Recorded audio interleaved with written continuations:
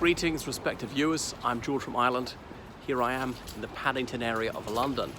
And behind me you can see the rather fine house where Alexander Herzen resided from 1860 to 1863. So Herzen was born in Moscow, Russia, in 1812.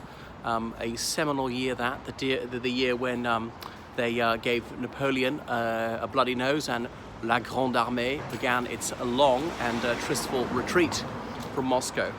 Anyway, so he was the progeny of an extramarital liaison between a Russian aristocrat and a German servant. So his father was an Orthodox Christian and his mother was a Protestant. I'm not sure which denomination Herzen was raised in, but they invented a surname from Herzen, like of my heart, for the German word. But he grew up speaking much better Russian than German. So his father didn't abandon him, and he grew up in considerable comfort, bearing in mind that this is a time when about 80% of people in Russia didn't get to learn to read at all. So then, so Herzen, he developed sympathy for the underdog, perhaps because of the impropitious circumstances into which he was born. You can see the wrong side of the blanket, and 2 centuries ago that made a huge difference. Those who were born outside of holy matrimony were severely discriminated against, were very often insulted and bullied. Various careers were disbarred to them, even if they were relatively privileged, such as Herzen. So he developed a fascination for Occidental political nostra.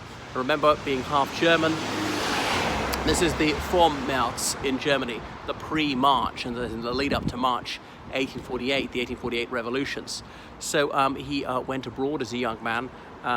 He studied at university. He acquired absolute mastery of the French language. I remember, if you've read any Tolstoy, you realize even the 18th century, even when France was an enemy of Russia, many Russians were Francophile, culturally Francophile, even those who didn't embrace its political ideas. Having said that, there's a small minority, the top of society, and there was this constant struggle in Russian society, as there is today to some extent, between Slavophiles and Westernizers, those who thought that anything Slavonic is inherently superior and anything Western is really alien, and you've got nothing to learn from Western countries, and those who say, no, there's a lot that's admirable about the Occident we ought to emulate.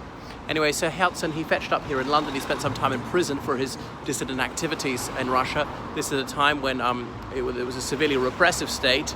There were so many things they weren't allowed to say were considered sedition. They weren't permitted to criticize the Russian Orthodox Church.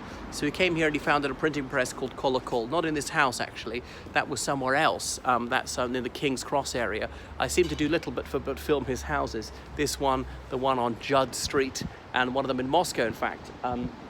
So he lived in considerable comfort, and this became more or less a drop-in centre for Russian and other Eastern European radicals, Polish nationalists. Remember, the eastern half of Poland was part of Russia at the time.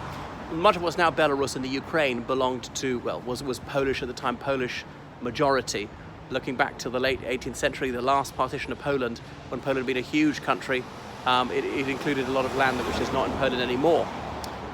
So he later moved on to Paris. Indeed, he died there in 1870, so his dreams were unrealized. His journal, Kolokol, The Bell, was really the first major revolutionary publication in Russian, and copies that were smuggled back into Russia. So, fascinatingly enough, he died the year of Lenin's birth. So his generation was a precursor of that generation which actually overthrew the Tsar. So that is a very significant, fascinating figure, Alexander Herzen.